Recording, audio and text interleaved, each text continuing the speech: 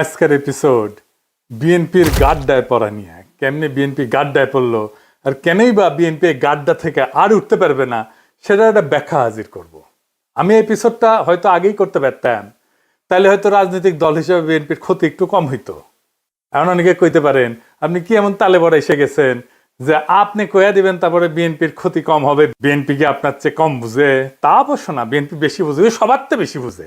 হ্যাঁ, সেই জন্য তার ইচ্ছে সব জায়গায় হারুপাট্টি হয়েছে। বিএনপির একটা ঐতিহাসিক দুর্বলতা ছিল, সেটা থেকেই বিএনপির যত সমস্যা শুরু। বিএনপি আসলে ঘুরে দাঁড়ায় আবার 90 দশকে। কেন ঘুরে দাঁড়ায় আর কেন আজকে পারতেছে না, সেটা আজকে আমরা বুঝবো। যদিও বিএনপি ওনারা গালাগালি করবে, করুক, বিএনপির ভুল থেকে শিক্ষা নেওয়ার দরকার আছে অন্য রাজনৈতিক দলগুলোর। বিএনপির ঐতিহাসিক দুর্বলতাটা কি ছিল? বিএনপির জন্ম শেখ মুজিবের জয় বাংলা হওয়ার পরে, ফুটে হয়ে যায় 1975 15 আগস্টে। তারপরে শেখ মুজিবের উৎখাত করলো গুটি কয় ইয়াং সেনা অফিসাররা, বাকশাল বিলুপ্ত হইল। এইটা যে একটা বিপ্লবী পরিবর্তন হইল, এটা কোনো রাজনৈতিক দল ওন করলো না, ধারণ করলো না, এমনকি জাসদও করলো না, চাইনিজ বামেরাও করলো না, যদিও এরা মুজিবের শাসনের বিরুদ্ধে লড়াই করেছে। এই রাজনৈতিক শূন্যতা পূরণ করলো এইসব বিএনপি। অ্যান্টি আওয়ামী লীগ সবাই যাইয়া জড়ো হইল বিএনপিতে। এই যে মুক্তে পাইয়া যাওয়া পলিটিক্যাল সাপোর্ট, সেটাকে বিএনপি কনসলিডেট করতে পারলো না, করলো না, মানে যেটাকে কয় সংহত করা। সারা দেশে তো anti Mujib, anti Baksal sentiment. এরকম অবস্থায় বিএনপি গণমানুষের বিপুল সমর্থন পাইতে থাকলো। জিয়াউর রহমানও কর্মঠ নেতা ছিলেন, সারা দেশে পায়ে হেঁটে জনসংযোগ করতেন, তত্তর করে সংগঠন আগাইল। আর জিয়া তখন ক্ষমতায়। সরকারি দলের তো কিছু সমস্যা থাকে, তারা ক্ষমতা বলয়ের মধ্যে থাকে জন্য এক ধরনের আত্মতুষ্টিতে ভোগে, লড়াইয়ের স্পৃহা থাকে না, লড়াইয়ের ক্ষমতাও থাকে না। বিএনপি আসলে রাজনৈতিক দল হিসেবে গড়ে না উঠে হয়ে উঠছিল একটা রাজনৈতিক মিলনস্থল, যেখানে মুসলিম লীগ, আওয়ামী লীগের বিচ্ছিন্ন অংশ, বাম ঘরানার ন্যাপ, সামরিক প্রশাসনিক বৃত্ত সবাই নিজেদের জায়গা খুঁজে পায় এক নতুন জাতীয়তাবাদের নামে।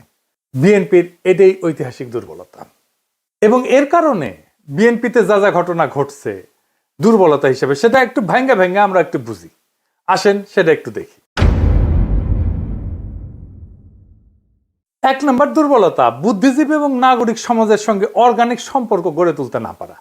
জিয়া যুগে বিএনপি জন্ম নেয় সেনা এবং প্রশাসনিক উদ্যোগে, তৃণমূলে না কিন্তু। তাই দলের সঙ্গে নাগরিক বা চিন্তাশীল সমাজে সিভিল যে ইন্টেলিজেন্সিয়া, এটার একটা প্রাকৃতিক বিশ্বাসের সম্পর্ক গড়ে ওঠেনি। ফলে নাগরিক সমাজ আওয়ামী লীগ ঘরানার সঙ্গে অনেকাংশেই যুক্ত থাকে, এবং এখন আছে কিন্তু, সেটা দেখে। এবং বিএনপি হয়ে ওঠে পাওয়ারের দল, চিন্তার দল না। অর্থাৎ বিএনপি রাষ্ট্র চালাইতে পারে কিন্তু রাষ্ট্রের ধারণা তৈরি করতে পারে না। এই জন্য দেখেন আওয়ামী লীগ আমলে বিএনপি কোনো ন্যারেটিভ তৈরি করতে পারেনি, anti Awami League. 2 number, intellectual লিডারশিপের বদলে প্রশাসনিক নেতৃত্বের প্রাধান্য আছে। জিয়া নিজেই সামরিক বাহিনী থেকে আসছে, তার চারপাশে ছিল আমলা, সেনা কর্মকর্তা, মুসলিম লীগ ঘরানার রাজনীতিবিদ।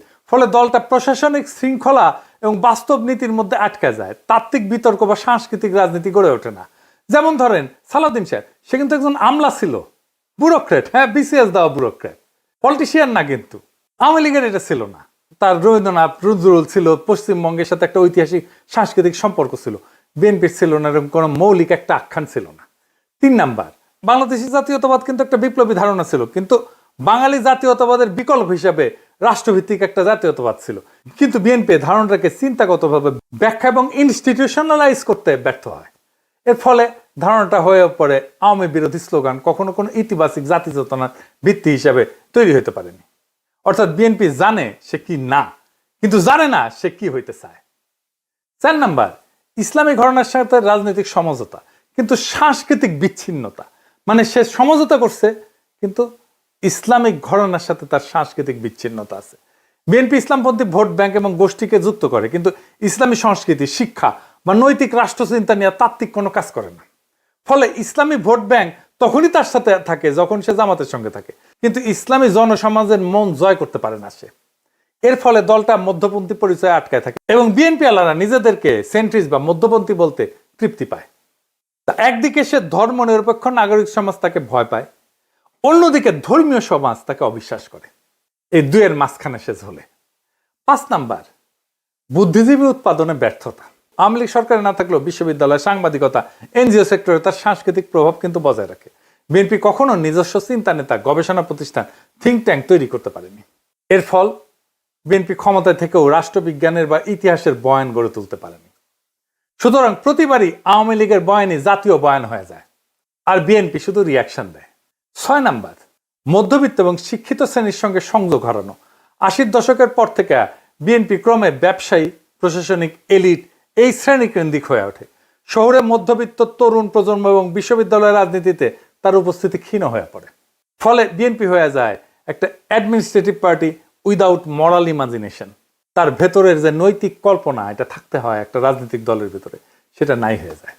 বিএনপি রাষ্ট্র ক্ষমতা দখলে সফল হইলেও রাষ্ট্রের নৈতিক, সাংস্কৃতিক, বুদ্ধিবৃত্তিক বয়ান নির্মাণে একটা ব্যর্থ দল।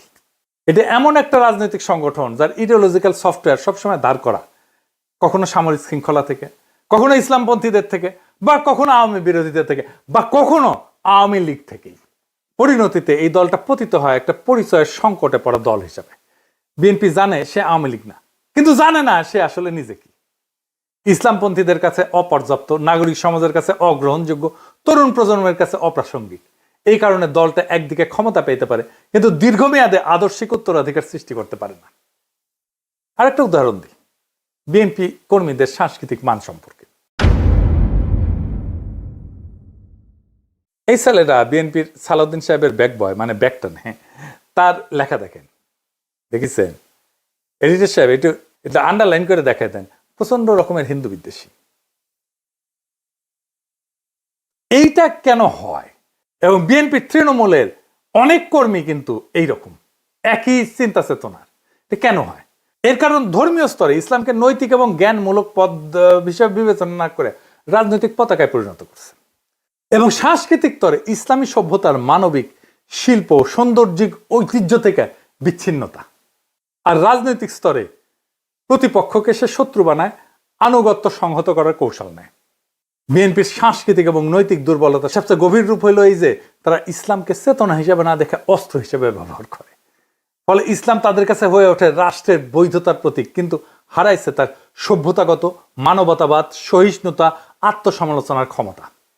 ফলে বিএনপি কর্মীর চোখে অমুসলিম প্রতিপক্ষ আর মানুষ না, সে কেবল একটা আদার, অপরতা, যাকে ঘৃণা করা যায়, কারণ দলীয় মতবাদ তাকে নৈতিকভাবে সেটা শিখায়। তো এইটা বিএনপির ফুটসলদের অবস্থা দেখাইলাম। বিএনপির এলিটদের বিশ্লেষণ আরেকদিন দেখাবো, ওই জামাই কোটার বুদ্ধিজীবী আছে না, ওটাও দেখাবো আর কি। তো এবার আসেন, এই যে খালেদা জিয়ার সময় যে বিএনপি উঠে দাঁড়াইলো এরশাদ বিরোধী আন্দোলন টাইমে 90 দশকে, কেন দাঁড়াইলো?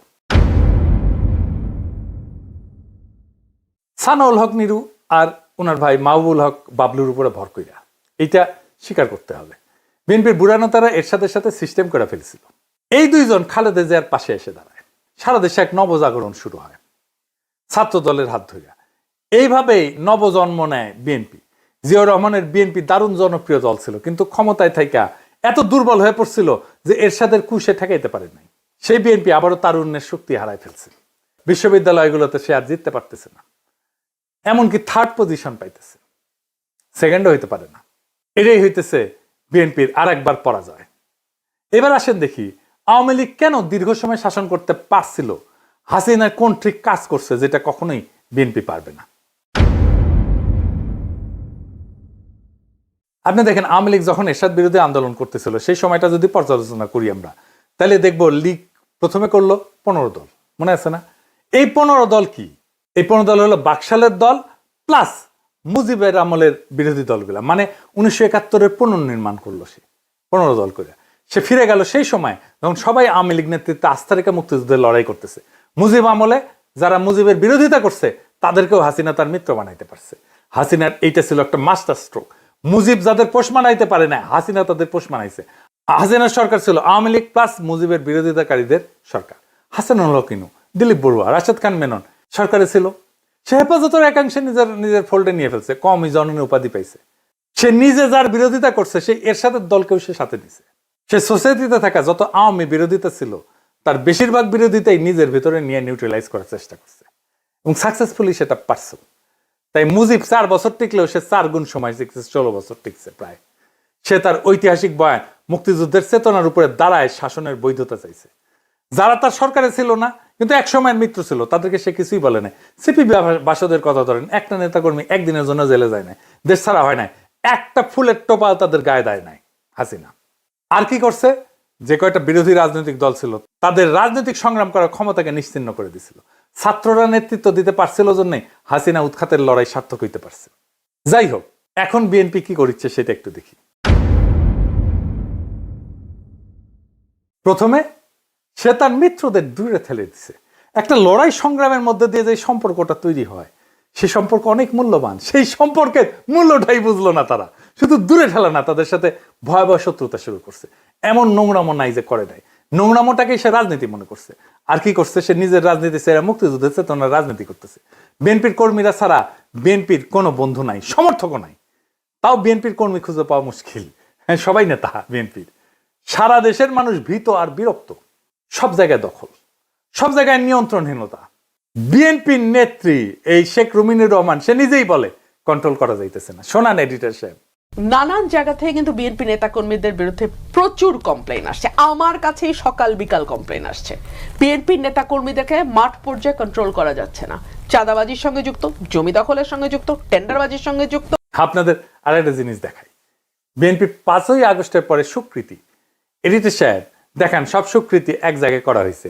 খুন দেখান এডিটর সাহেব, দেখেছেন 166-র বেশি খুন নিজের দলীয় কোন দলে। ধর্ষণ 67-র বেশি। প্রত্যেকটা রেফারেন্স আছে, নিউজ আছে।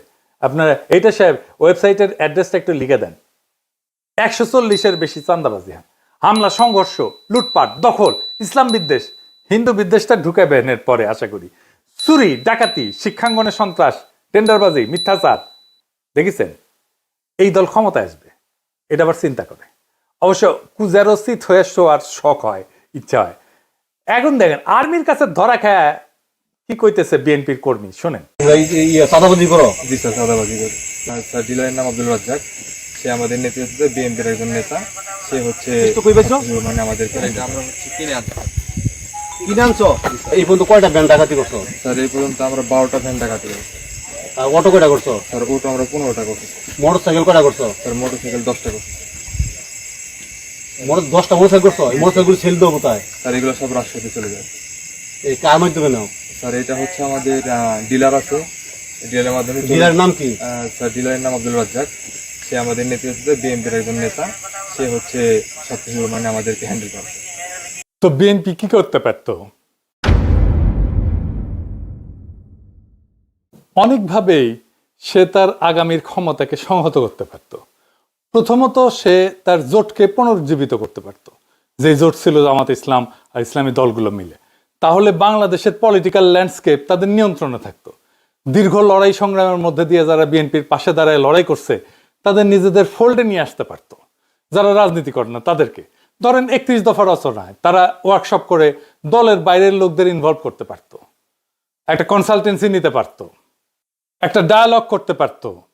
ছাত্র সংসদ নির্বাচনে যেহেতু তারা জিততে পারবে না, এই অ্যানালাইসিসটা থাকলে সে ছাত্র দলের নামে প্যানেল না দিয়ে 24-এর বৈষম্য বিরোধী আন্দোলনে যারা ফ্রন্টলাইনার ছিল তাদের দিয়ে প্যানেল করে সাপোর্ট দিত। যেমন রাকসুতে আম্মারদেরকে সাপোর্ট দিতে পারত, কোথাও তারা শিবিরকেও সাপোর্ট দিতে পারত। তাতে পরাজয়ের গ্লানিটা নিতে হইতো না। প্র্যাকটিক্যাল কারণেও বিএনপি দেশ চালাইতে পারবে না। ক্ষমতায় আসলেও দেশ চালাইতে হইলে 1 পয়সার দুর্নীতি করা যাবে না। বাংলাদেশের ইকোনমি সেই চাপ নিতে পারবে না। বিএনপি দুর্নীতি না কইরা থাকতে পারবে না। টেম্পু স্ট্যান্ডার্ড, চাঁদাবাজি, দখলই তো সামলাইতে পারতেছে না। রাষ্ট্র হয়তো বলে দুর্নীতি থামাইবে কিভাবে? এইটা সে ওই যে রুমিন পারানা কইছিল না, শেখ রুমিনুর রহমান কইছিল না যে কন্ট্রোল করা যাচ্ছে না, এটা একটু শোনান না। নানান জায়গা থেকে কিন্তু বিএনপি নেতা কর্মীদের বিরুদ্ধে প্রচুর কমপ্লেইন আসছে। আমার কাছেই সকাল বিকাল কমপ্লেইন আসছে। বিএনপির নেতা কর্মীদেরকে মাঠ পর্যায়ে কন্ট্রোল করা যাচ্ছে না। চাঁদাবাজির সঙ্গে যুক্ত, জমি দখলের সঙ্গে যুক্ত, টেন্ডারবাজির সঙ্গে যুক্ত। তো দেখেছেন কেমনে থামাবে? এই দল কেমনে রাষ্ট্র ক্ষমতায় গেলে দেশ চালাইতে পারবে না। এই জন্যেই বিএনপি আর উঠে দাঁড়াইতে পারবে না। এইবার হারলে শেষ। এই দলের সাধারণ সম্পাদকের বনজামাই 111 করে খালেদা জিয়ারে মাইনাস করে বিএনপি কর্মীদের দৌড়ে নিখাইছিল, দেখেছেন? হ্যাঁ, জেনারেল মাহবুব আর মেয়ে জামাই জনগণকে বোকাচোদা বলে। সে দৌড়ানি খাওয়ার লাইনে আছে। ইলেকশনের রেজাল্টের পরে যখন বিএনপি বিরোধী দলের সিটে বসবে, হাজার হাজার কোটি টাকা খরচা করে নমিনেশন কেনা পাবলিক গুলা পাশা থাপড়াইবে আর পারবে গায়েল। তো গায়েল পাড়ার জন্য তা কাউরে খুঁজবে। তখন জামাই কোটার বিএনপির বুদ্ধিজীবীদের পাইলে তারে কি কইবে? না বিএনপির জামাই কোটার বুদ্ধিজীবীরা আমি এখনো